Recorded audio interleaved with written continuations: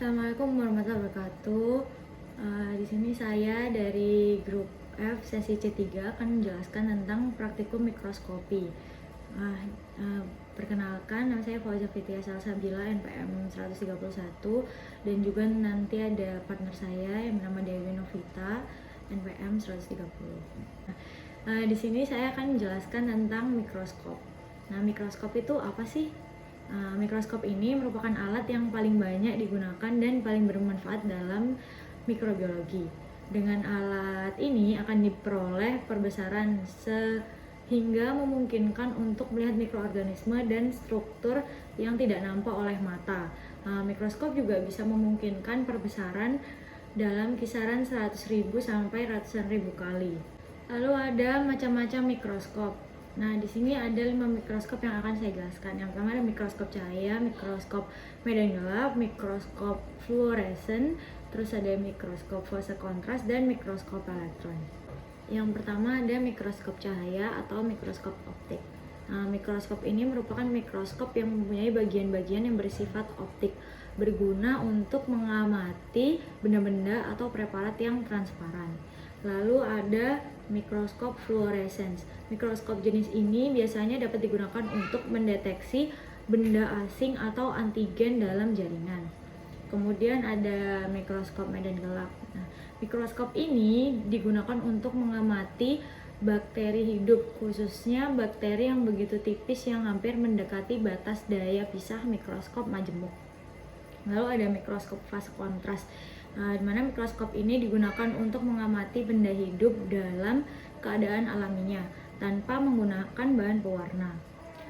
Lalu ada mikroskop elektron.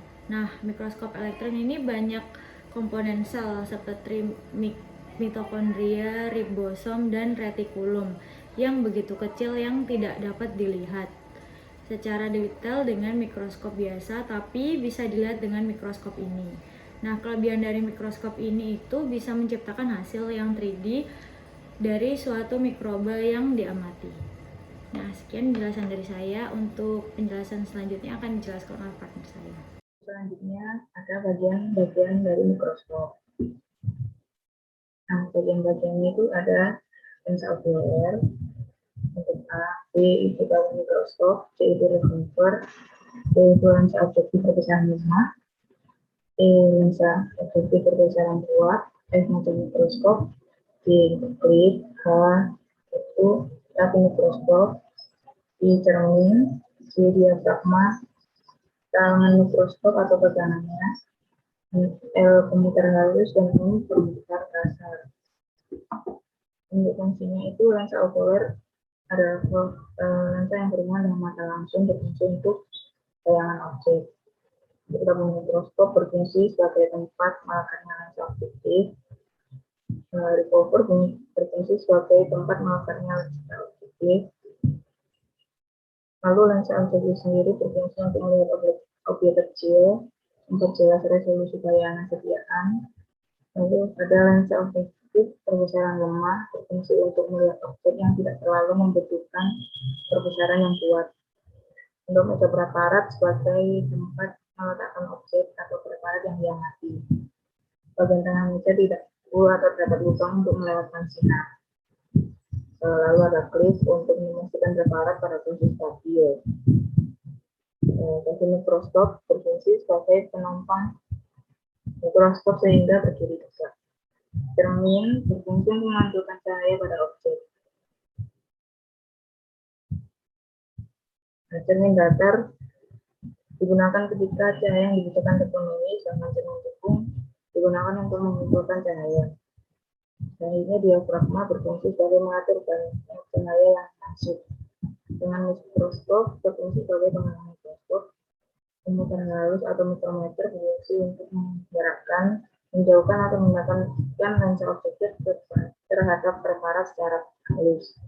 Komuter kasar atau makrometer berfungsi untuk menggerakkan sisi ke atas dan ke bawah dengan cepat dan akurat sehingga dapat melihat objek secara jelas. Lalu ada faktor-faktor yang mempengaruhi pengamatan menggunakan mikroskop. Yang pertama ada intensitas rentak. Intensitas yang dimiliki mikroskop adalah dari 1 hingga 6 level. Intensitas ini mempengaruhi gelap terangnya hasil bayangan mikroskop. Pencahayaan pada mikroskop adalah polikromatis. Pencahayaan yang tepat adalah cahaya yang memasuki daya tembus paling besar.